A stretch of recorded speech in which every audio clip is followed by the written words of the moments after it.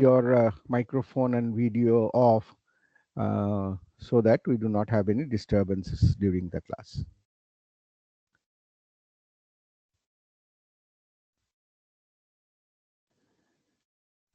Please confirm if the video is visible, if the presentation is visible. Yes, sir. Yes, Yes, sir. sir. Yes, sir. Yes, sir. Okay, okay. Now mute yourself, please. Okay.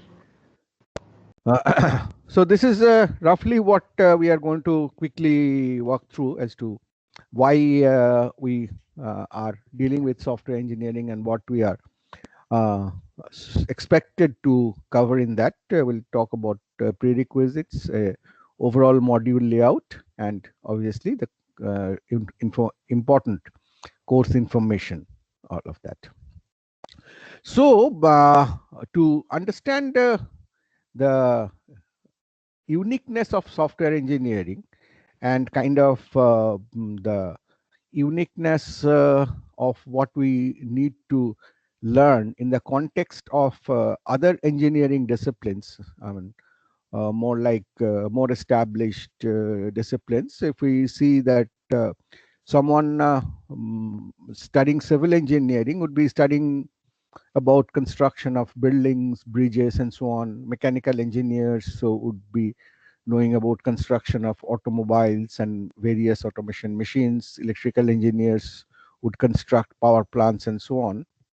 So engineering significantly is about developing skills of construction. In contrast, software engineering does not talk about construction of software. It talks about development of software. You'd say that, well, that's a usage issue, but it goes a little deeper than that as to why we are still not at a stage where we can talk about software construction.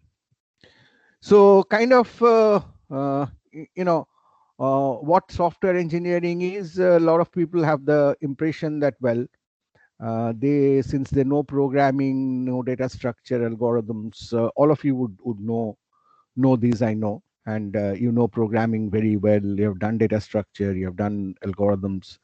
So but software engineering is not only about programming. Programming certainly is a serious component. So is the design, testing, deployment, maintenance. So there are several aspects that need to be brought in besides pro, algorithm plus data structure equal to program equation of Nicholas Witt, that finally makes software engineering possible. And we are still far away from actually being able to talk about software construction. So to understand this gap of issues in terms of why we are still developers and not construction engineers in software, though we are obviously legitimately calling ourselves as engineers, I will take a quick tour of certain domains of engineering and how things have evolved in these domains. So these are some of the domains that we will talk of. So let's say in construction, I just have taken a sample in terms of bridges. Bridge is an important construction. And if you look back in the history, the documented history of bridge construction goes back to 10,000 BC, which is about 12,000 years ago. And bridges being done in terms of fallen trees, stepping stones, or broad walk used to be there. Going forward very fast, the specifically designed constructed bridges, arch bridges, happened around at 1300 BC. Iron bridges in 1779, the first one happened. The concrete bridge came in 1877, steel bridge in 1912. Bailey bridge, which is kind of modular, quick construction armies do, came in 1940s and so on. So constructing a bridge is different from innovating a bridge. Of course, a lot of innovations go in. Innovating a bridge has to deal with newer designs of bridges, newer material, for instance, that are being done for the first time till they get proven. But otherwise, bridge construction engineers use well-established metrics to design bridges. They do not innovate at this stage, which ensure that bridges constructed following that process is guaranteed to be reliable, cost effective, maintainable, and sustainable over a long period of time. That's the beauty of the construction. Uh, let's take a different field, medicine. There was a time when health was thought to be restored by purging, starving, vomiting, or bloodletting. That used to be the process, the sketch that you show. The bloodletting is being done on a patient for cure. Surgeons and barbers specialized in this practice, and it was widely practiced in 18th, 19th century. Of course, it was declared quackery by 1900. And even though surgery happened for a long time, it was not successful often because patients died of infection. So germ theory and sterility came in 1800, and current rate of infection is less than 2.5%. So all that I'm trying to point out is, if you talk about the field of medicine, you'll talk to any doctor, they will always say that for this surgery, which is very similar to engineering, of course, this is the procedure. And that procedure has to be strictly followed. It's strictly laid down. You don't innovate in that. You just follow that to ensure that you have very high success at a affordable cost. So that is how things in different domains, practices make things very different. Moving on, if we talk about aviation, the recorded attempts started in 400 BC with the Chinese fly kite, which you see a picture of by the side. And for centuries, people tried to fly like birds and failed. That second picture, as you see.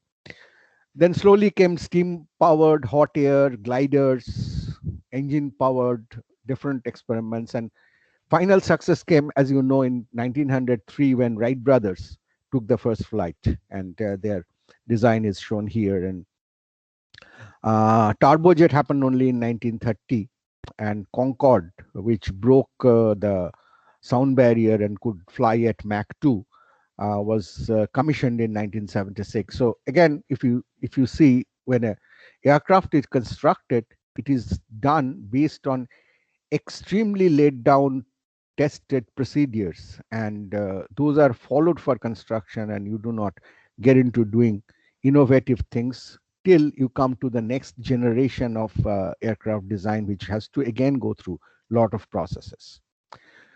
So in contrast, I mean, we have been talking about either 10,000 years or 5,000 years, or at least 2,000 years. In contrast, computing dates back, recorded history dates back about 200 years only. So the first recorded computing attempt was for looms for weaving, which was innovated by Joseph Marie Jacquard in 1801. And they're still in use, where you use punch cards for controlling the designs on a fabric. Charles Babbage tried the machine in 1822, which eventually failed. Hollerith code that you see, the punch cards, happened in 1890, and was very successful. Turing developed the hypothetical Turing machine in 1936, and so on. If you keep counting, then all the major components on which you do computing, whether it is the main memory that happened in 1940, or DRAM that happened in 1970, and the basic language and OS writing, formation of Microsoft happened in 1975. It is all too young.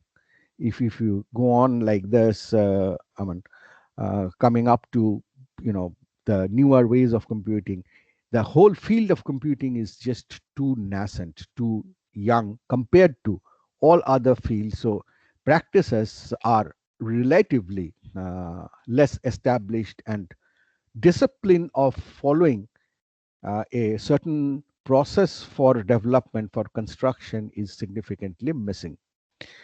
This is just another look in the perspective of computing, which is more software related in terms of the history of programming languages. So the programming languages are not even 100 years old. I mean, first formal language development happened with Fortran in 1950s and Lisp, and then it goes on, and we have had several paradigms you can see in different colors: imperative or procedural programming, object-based programming, logic programming, functional programming, and it has evolved since the last 70 years only. And therefore, even today, it's not only that a lot of programs are developed in experimental, innovative manner, but even programming languages are also being regularly innovated and designed with not so much of processes and principles of how a good programming, good software construction be done. As of today, this is how the programming languages stand. This is just for your information that some languages, this is a ranking which TOB publishes every month. You can just Google TOB index of programming languages and you'll find the latest update. This is of this month, wherein C programming language has been the most popular. Earlier, it used to be Java. Till about a year back, it used to be Java. Now C has taken over, which has about 17% popularity.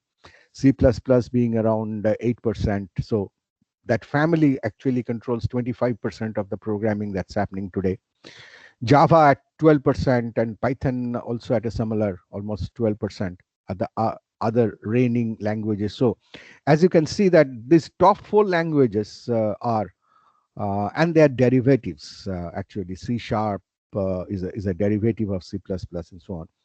The Object-C is a derivative of C. So these languages talk about or take care of about 50% of the programming that people do.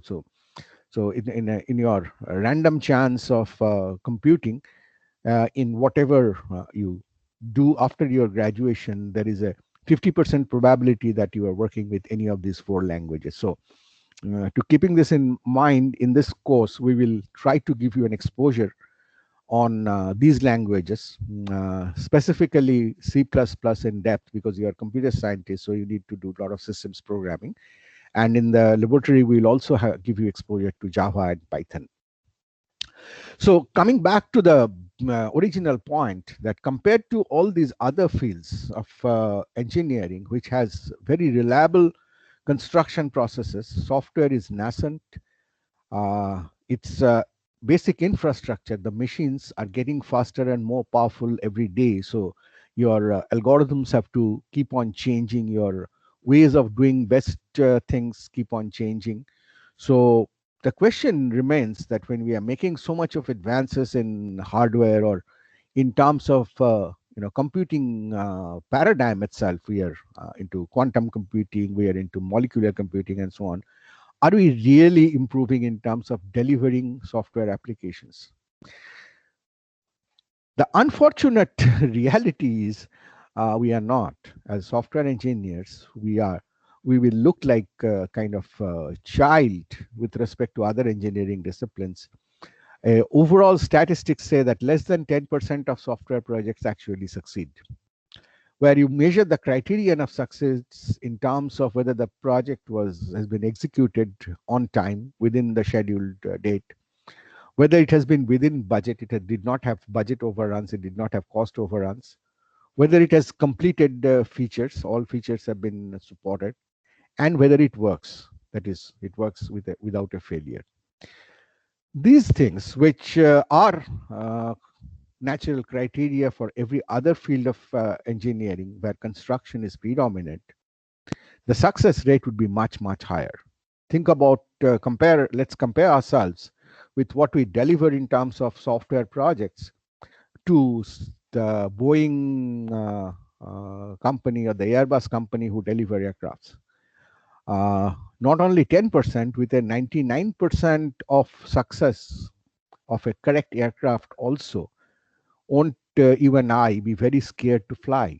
We would be. So they have a success rate which is almost close to 100%, unless you do some genuine mistake or deliberate deviation from the processes. Aircrafts do not crash, but softwares crash. That's the first thing they do. So that's the core point that we are exploring in this course. So looking into some of the reasons for why this happens, as to why is it so difficult to get software projects right.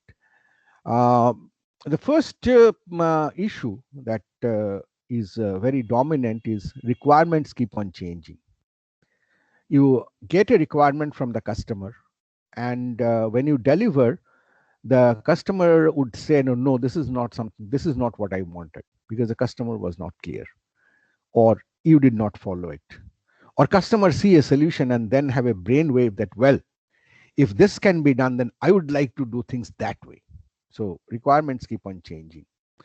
The business environment, the business that your software is supposed to address, the conditions under which it is supposed to work keeps on changing.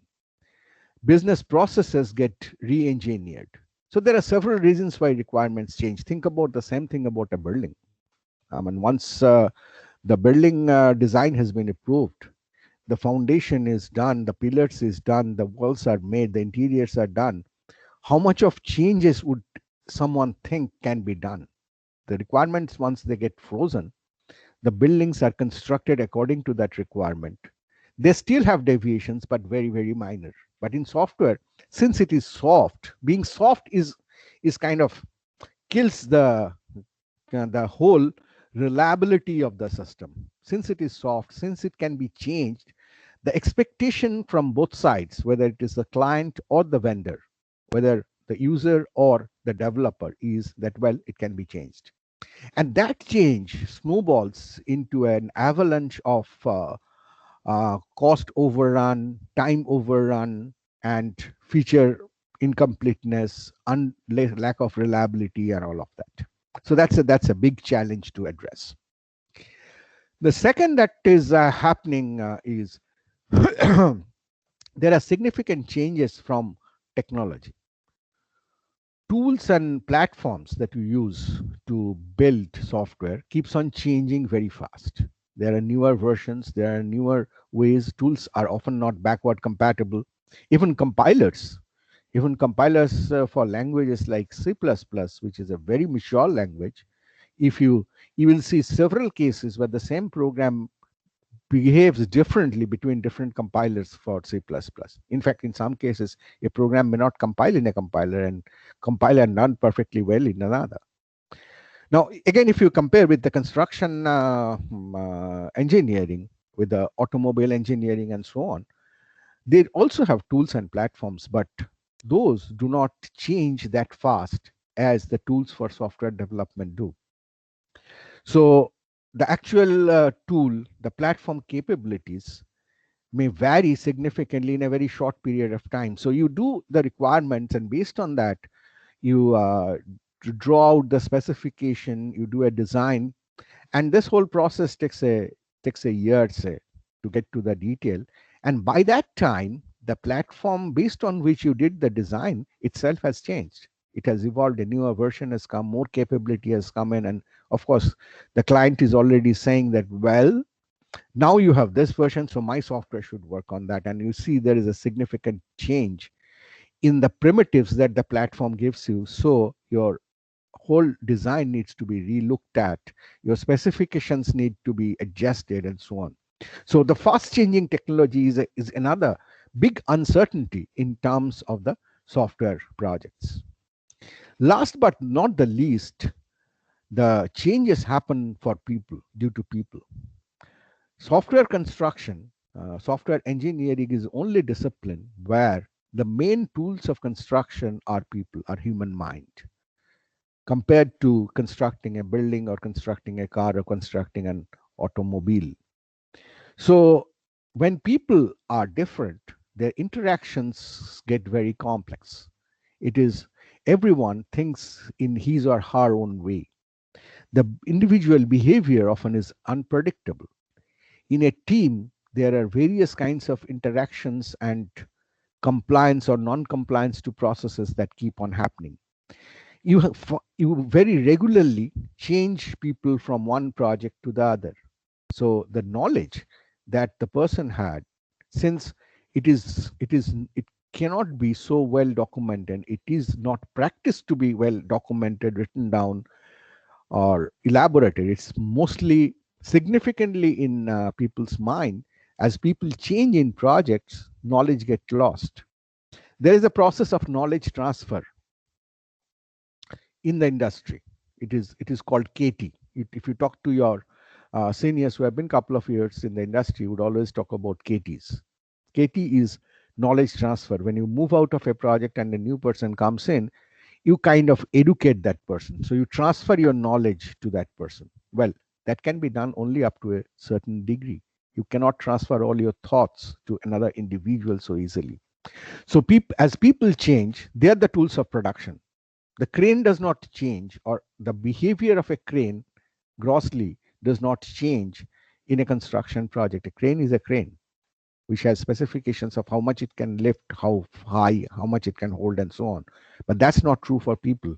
When people become the main tools for construction, you have a lot of variability, lot of uncertainty, lot of unpredictability in the whole process of construction. So these are some of the reasons. There are several more, but I just wanted you to appreciate that these changes provide a significant difference in terms of the design and manufacture of complex products. And that is the reason that software engineering or building of software remains to be significantly a development process, has not matured to a construction process, and has not had the fortune of having software project engineering which can give you project successes which are in the range of 90s or across 95. It's around 10-15% only that it hovers around. So it is so if software engineering, I mean, the basic difference is, say, software engineering is not like manufacturing or designing a manufacturing plant. So these two are two different things. When you are manufacturing, you're making another cell phone, you will do that very reliably with the exactly specified set of inventory, with the exactly specified cost, exactly same reliability, and so on. But what you should compare with is that how much time or how much effort, how much experimentation was required in making of cell phones altogether. It took 37 years for cell phones to become commercialized.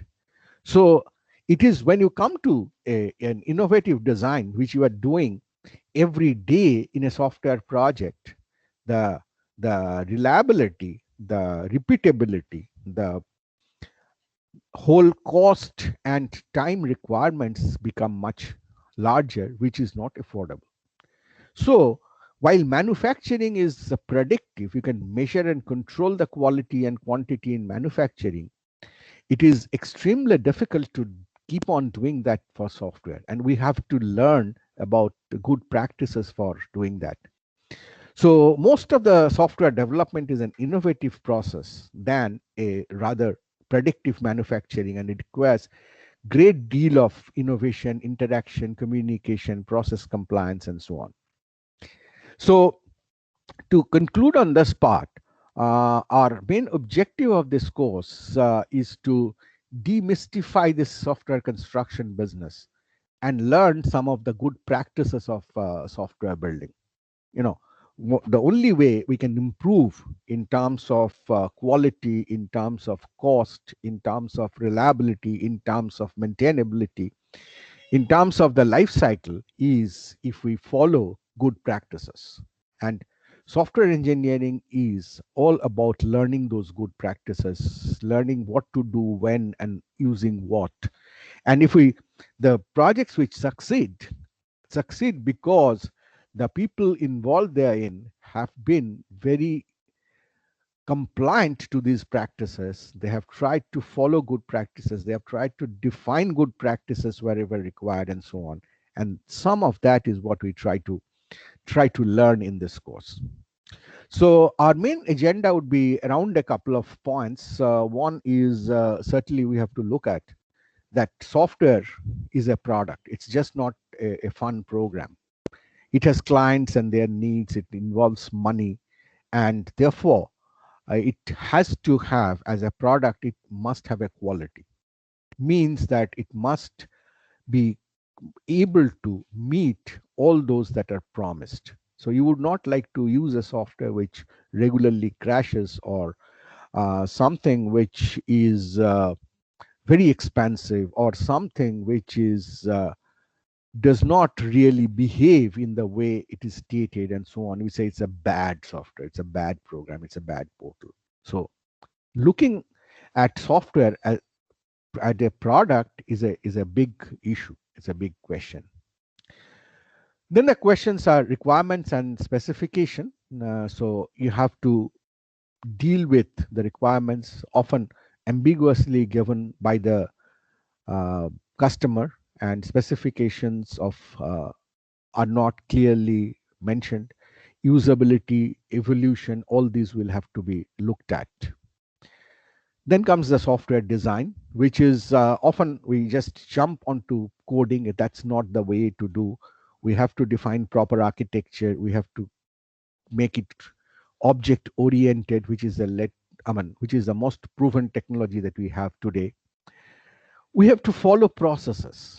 This is something which is very, very important, and this is something which we often lack in the academic environment. Is everything has a process of doing. How do you code?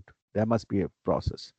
How do you read a program? Reading and understanding programs are very, very important, because you can often come to a software project when it is already pretty mature, and tens of thousands of lines of codes have been written, and you have to write another 500 lines. So unless you can read well and understand quickly as to what is done, you won't be able to add your value. Reviewing is very critical, because it is only review which can, that is, you write the code, you review it yourself, you write the code, your colleague, your peer reviews that, you write the code, some senior reviews that, and so on, is very important for you know ensuring that you have a better quality. Management of the source is a very important point, because every time you are making changes, so the versions keep on migrating from one to the other, to the next, to the next. And we will always see that every software, okay, you are using Office. Which Office? Office 2007, Office 2010, Office 2016, Office 2019. So, and behind each one of them, there are thousands of versions that internally Microsoft had to go through. So managing the source corresponding to that, because somebody puts up a complaint on a certain version of subversion of Office 2010, will have to be fixed going back to that version of the source. So that becomes a big issue. Debugging is the most creative art.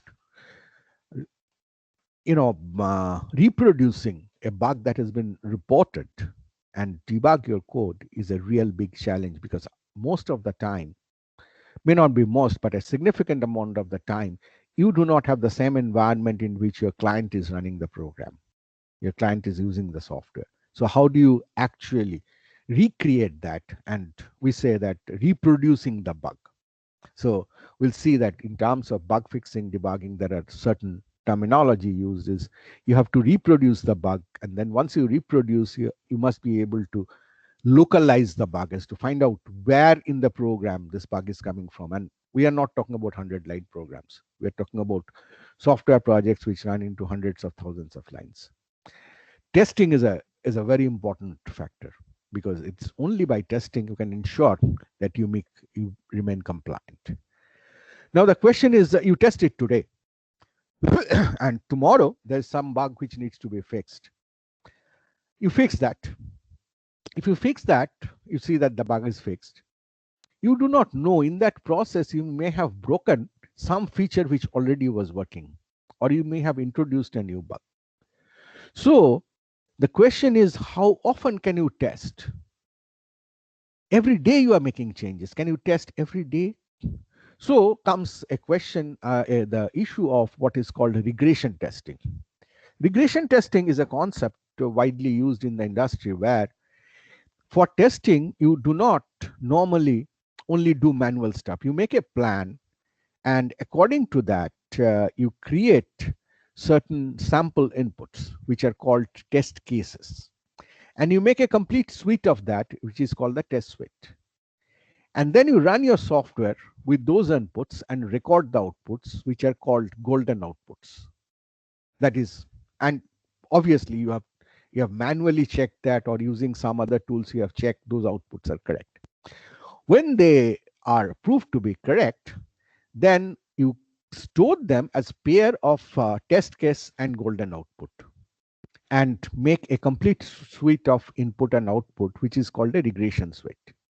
So what you do is when you make changes, you run your changed software with these set of inputs and compare whether your current output matches the original golden.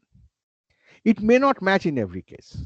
It may not match because you have changed some feature. It may not match because you have fixed something which was wrong. In that case, you may have to change the golden. But in more cases, matching with the, if it matches with the golden, you accept that, okay, it has not regressed from the earlier version and it can be used. And if it has regressed, then whoever has made the changes have to find out what is the cause and fix that cause.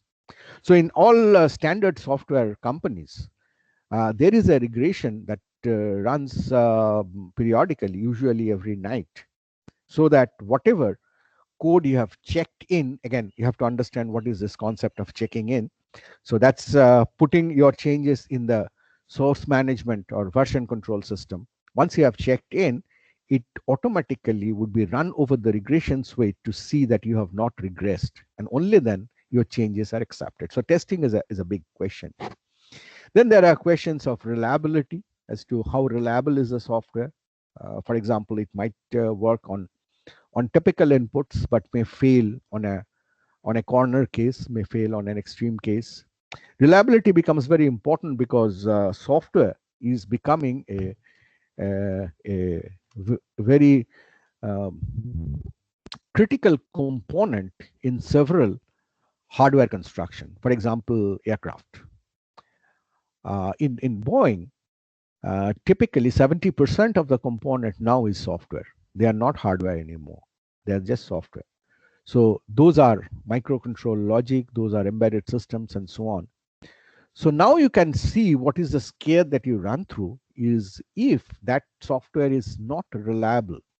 That is, if it can behave in an unpredictable manner on an input on which you have not tested it, then it might cause a ripple effect and can do disaster for the whole aircraft. Human life is involved. So reliability often is becoming a very, very critical question. And consequent to that reliability comes the question of verification. So people are trying to say that, well, is testing, can you test enough? Is it possible to test all possible inputs? All possible inputs are potentially a very large number. Often it could be infinite in terms of at least countable infinite. So if you cannot test everything, how do you prove things to be reliable? So you try to verify, can you do mathematical models and mathematically prove that the software that you have written is going to work correctly? So software verification as a process is coming in a very big way. Well neglected is documentation, that writing down what you are doing, writing down what your code does, writing down what your design is, making regular changes to them when you change the software, when you change the specification, when you find a bug, you're making changes in the code. It is very important to write it down in the code, relate it to the issue that was reported for the particular bug, write down the changes in the design if required, and so on. And this is one of the most neglected area in software engineering. People do not document. If they document once, they do not update. So that needs to be, so there are several tools, there are several processes around that. There are several processes to ensure quality. There are quality measurements. For example, you have written, say, 100,000 lines, and you have built a regression suite which works pretty fine and so on. But does it ensure that every function of your project has been tested at least once? It may be, it may not be. Several functions you have written for certain situations for which there is no input. So those functions are never tested. So you need to look at the coverage of your code, coverage of your software. Are all function tested? Well, if all function are tested, are all lines in the functions tested, particularly the lines that you have wrote for exception conditions, which normally will not happen. But if it happens, then something has to be done. And they are very, very critical for reliability and quality. Right? And finally, last but not the least, are processes for maintenance. A software is written, and many software keeps on working with changes over decades. And how do you maintain them? How do you manage their source? How do you keep on adding features without breaking the earlier features and so on? So there are, software engineering has to deal with a significant amount of processes, and that consciousness that the process has to be followed, like a doctor. The doctors are licensed only if they know the procedures of treatment. They cannot just at their whims change that, redefine that. Their licenses get cancelled. There's nothing like that for software engineers. So compliance to processes has to be a matter of professional discipline that the software engineers have to follow. Then there are, of course, other aspects of managing the project, managing the people in the project, economic factors, legal factors, social factors, all those. Whether your software is green or it's not green, or it does not require to be green, what are the standards that you must comply with, and so on and so forth. So in this course, of course, I have talked about a lot of expectations, and it is unlikely that we will be able to cover all of those, but this is just a glimpse of what we will try to at least touch upon in this course, to give you an awareness of what software engineers should know, and how you should develop yourself as a, not only as a good programmer, not only as a good developer, but as a good software engineer. Uh, in terms of prerequisites, these are, of course, programming, data structure, algorithm. If you know object-oriented analysis and design, it will help. But if you do not, then also it's okay. I'll try to cover some of those concepts through C++ over a period of time. These are primarily the modules. So the module 1 is what we are doing today. And we'll have a substantial module on object-oriented programming in C++, so that you know what C++ is about, and how to use it and so on. I'm sure many of you know C++, but I'll try to give you certain perspectives in terms of how to use it well to really write good programs. We'll talk about software development life cycle. What does it mean? All these processes, where do they, at which stage of development and life of a software do these processes come in, and in what way, and so on. We'll give some glimpses.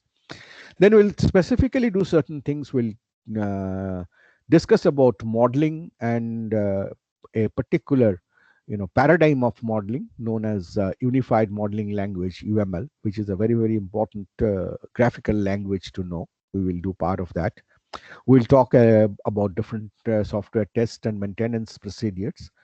We'll talk about design patterns, which are kind of like, as I said, when you construct building, you are reliable because you are being able to reuse a design which has been tried and tested several times.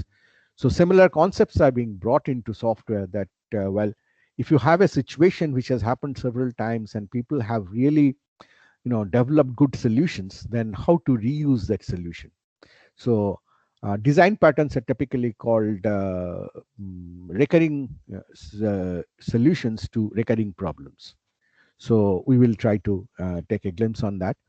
And then depending on the time, we have a little shorter semester this time. Depending on the time, we will do certain selected topics in software engineering. So before I get into the course information, this was a basic introduction. So let me just go back and see if you have any questions.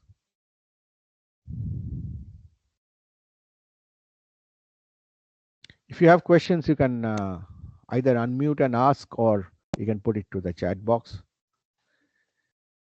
If you don't, then I'll assume that you have understood whatever I was saying. Just give me a minute. There's someone at the door, so I'll just go and attend to the doorbell.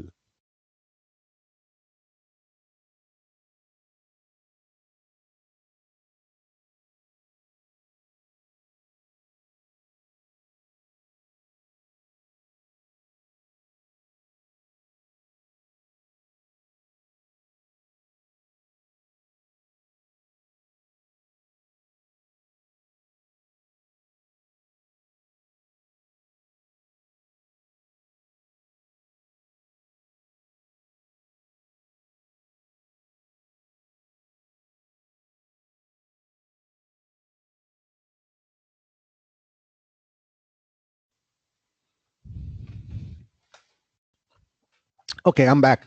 And so, but I don't see any question. Is there anybody wants to ask anything? Doesn't seem like. Okay. Could you tell us about the exams that are going to be taken? Oh, you haven't discussed all of that. We are going to discuss that. So I was just talking about the introductory part of what is this course about. Okay, okay, okay. So those are the things. Yes. Sir, Yes. is this course more of a ethics focused or application focused? Application focused. I'm not an ethics expert. Ethics and legal and all that I'm not doing. Okay. So this is more the first step, going from being a developer to a software engineer, and then those come subsequently. But I think there's a course in our department on ethics. I think Onimesh probably introduced that. Yes, sir. So that's AI and ethics. Yeah. So you could attend that course, but here we won't get to talk Yes, sir, about I was just asking. any of this. It is this course is significantly. I mean, just to give the background, though I'm here, and I have been here since 1988 after I finished my education here. So I'm also from IIT Kharagpur. But in between, for about 12, 13 years, I was in the industry. I ran software houses and so on for 100 engineers and so. So this, I mean, I teach this course more from that perspective. I saw that what are the gaps that we have in terms of what we teach you in theory here, and what the industry actually needs. So it's more related to industry related practices, and for that, what we need to learn in terms of programming, in terms of designing, in terms of testing, and so on. So it's a practice, more focused on practice, and that is some of that is what we will try to do in the laboratory also. Okay. So coming to the key questions of the course information. So I do not follow any specific book because frankly speaking, I want to talk about the more practice oriented stuff, which does not that way have a single book. But these are some of the good books. One is by Professor Rajiv Mal of our department. Pressman's book is well followed. Jalote's book is well followed, so you can pick up some of these books.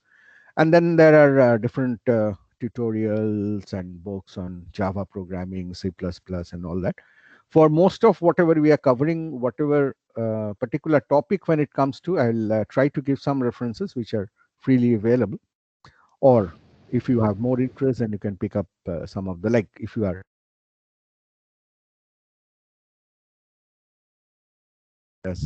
some C++ programming books given here, which are really, really excellent to make you a quality developer. So you can look at these, like Modern C++ Design, an excellent book, or Effective C++ and More Effective C++. These are all excellent texts on not on the C++ language, but on the C++ language usage, the design, and several other aspects of how to make good software using C++. Right? So, but through the module, I'll also keep on talking about other references. Otherwise, I try to keep my modules quite extensive as such. The class hours, we are on Teams, so these are basic protocols: keeping the microphone muted and comments, doubts, raising a hand. We will be otherwise on forum, so use the forum for interaction. The TAs will be tracking the forum regularly and responding to it. Coming to the evaluation, as you know, this is an online semester, so there is no mid-semester and semester. Everything will be continuous and spread over a set of offline assignments. So each offline assignment will have 10 to 20 marks in between that. And there'll be 6 such assignments. The total weightage of assignments will be 70. So the total of 6 assignments will be scaled to 70. It may happen that 6 assignments together, say, turns out to be 95 marks. Then it will be scaled to 70, but that is fixed. And we would want assignments to be handwritten, scanned, and uploaded, right clearly with a little bigger size font so that the TAs can read it properly. Then for the remaining, we will have online quiz, which will be conducted for 15 marks each for an hour. And we will have 3 such quiz through the semester, happening at 3 different time, January, February, and March. And in terms of quiz, we will take the best of the 3. Best 2 of the 3.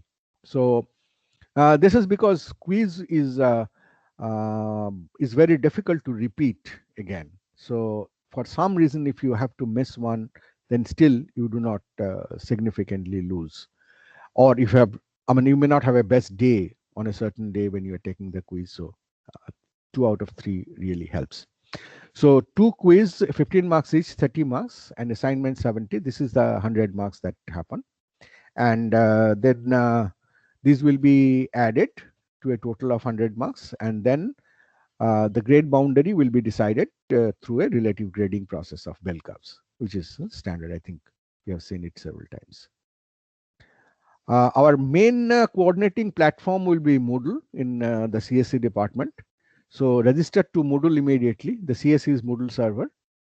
This course has been created. Also, a similar course has been created for the laboratory, which Professor Das and Shorangshu will tell you. The course key for this theory course is given here. So please register yourself, because all interactions will happen through Moodle. All assignments, presentation, this presentation material will be uploaded to Moodle. Submissions of assignment will be accepted only through Moodle. Please, in no circumstance, mail a submission, because even if you mail it, it is not considered, because we have to follow a strict procedure for handling the submission. So they will have to be. So if you are late for some reason, you have to request for an extension. And if you are given the extension, then you'll be able to upload it to Moodle, but it's only through Moodle. Please do not write a long mail saying these are the situations because of which I'm sending it through mail. No, it will not be accepted. Not to me, neither to the TAs. Full credit extensions are permissible on medical ground. You have to have a BCRI certificate showing that you are incapacitated for that. And in the online time, we will also accept certificates of other doctors which are ratified by the BCRI. Or you are on some IIT duty and things like that. If you are getting late for an assignment, then it's not that after that deadline nothing will be accepted. Up to 2-3 days also, assignments often are accepted with certain penalty. So you may lose 10% of the marks or 20% of the marks. It depends on the assignment and the amount of delay for the late submission. So if you are delayed for some reason, you'll have to write to the TA and me, and then we'll tell you how much extension you are allowed and what will be the penalty for that. If you plagiarize, then the simple thing is we do try to check. I know you all are much smarter than I am. But in some cases, still you do so stupid copying, some of you, that it get caught. If you are caught, then both people get equally penalized. So we do not listen to the fact that X did it originally and Y copied, so Y should get 0. No, if Y copied from X, X and Y both get 0. So when you allow your friends to copy, please be clear about the risk that runs on you personally as well. Okay. Class tests will be held online on Moodle. All those details will be provided closer to the class test. This is not true. Dates, I'm actually including the dates right here. And all announcement will also made to Moodle. So keep checking Moodle periodically, regularly. And at times we also send out mails through ERP for important communication. Like I send out mails for your classes. So make sure that your registered email at ERP works. I mean, I have had experiences where people had email addresses in ERP which does not work. In that case, you miss out on that. And the recording of the class lectures will be posted on YouTube. We'll soon create the channel and send you the link so that every lecture that has been delivered will be posted on that so that you can refer to it for better understanding if you need in future, or for some reason if you miss the class. This is the tentative schedule for the quiz on 27th January, 24th February and 31st March. On all these 3 days, we'll be using the laboratory slot for doing both the quiz together. That is, there'll be 3 quiz in laboratory also. So out of those 3 hours, we'll use 1 hour for theory quiz and 1 hour for the lab quiz with a break in between. So this is the tentative schedule that 3 of us have agreed upon. So closer to the date, the final announcement will be made. About a week before the date, a final announcement will be made, and all details about how to log in, what to do, and so on will be made known. And finally, this is the team which will help you. There has been one change which just happened this morning. This person, number 5, has been changed with another person. I'll just update it in the final presentation. So here, besides me, here are the people. These 7 people who would be helping you as a TA, of which the first 2 are doctoral students of mine. So naturally, they have a lot of experience. Others are also, most others I think have also themselves gone through this course. They're postgraduate students. So they will be assigned to different assignments for checking the assignment, for helping you with the solution if required, and they will do the major task of uploading every assignment and uploading the after evaluation, uploading the marks of the assignments and so on. So all contact details are given. My ardent request is that unless it is absolutely urgent or necessary, please do not call people on mobile. It creates because every one of them are students themselves, so they have their own studies and they are helping you beyond that. So please try not to call people, but the numbers are given so that in case there is an urgency, you can get to them. Try to use the email for contact, and that would be the best way to go. Use the Moodle platform, forum platform, for interaction on generic queries and so on. Okay, so that was all that I had for today. So let me go back and take questions on this part. Any questions, clarifications that you need? Hello. Yes, please go ahead. Sir, I didn't take the software engineering laboratory, sir, as an additional. I mean, I have applied for that. It has not been accepted till now. So you said the test will be conducted. You are a regular you are a core course student. No, sir. I have not approved any non-core course student. No, sir. I'm talking about software engineering lab. Software engineering theory, I have not approved any student for whom it is not a core course. there is elective, sir, for us. I mean, you may have it on the elective list, but we already have too many students, so we are not being able to accommodate anyone else. You can audit the course, but you cannot do a credit course unless it is a core subject for you. So should I change my elective now? Yes, because I have not approved anyone, and I will not be able to approve because we already have more than 130 students in the core subject area. Okay. TAs would be completely out of bandwidth to handle that. If you just want to attend the lectures and so on, you just let us know. I'll allow you to attend the lectures, but we will not be able to, because there are nearly 150 requests like yours. So Okay. I have no criterion to apply to take some and refuse some. So I have to decline everybody. Even Okay. if it's on my elective list, is it not possible? There are about 70 for whom it is on the elective list. Okay, fine. Right. That is. I mean, I'm just being very candid. I mean, there's nothing specific about you, but you'll have to talk to the head to have two sections then, because 130 itself is a big number to handle in one section. Okay.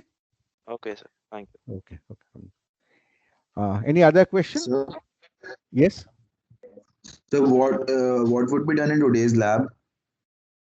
That you will know in the today's lab. Teachers Okay. would be there.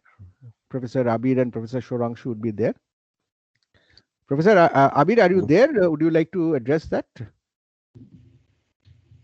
Or you would like to do it? Yes. Yes, we are there. We will actually plan to give, we have planned to give Java assignments. So first there will be a small tutorial on Java, and then there will be Java assignments that will be given. Okay, so you have heard him. It will happen during the lab. Yes.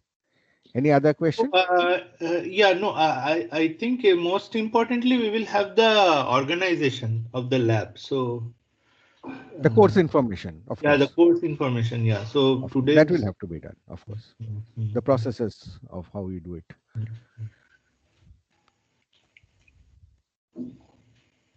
Students, any other question?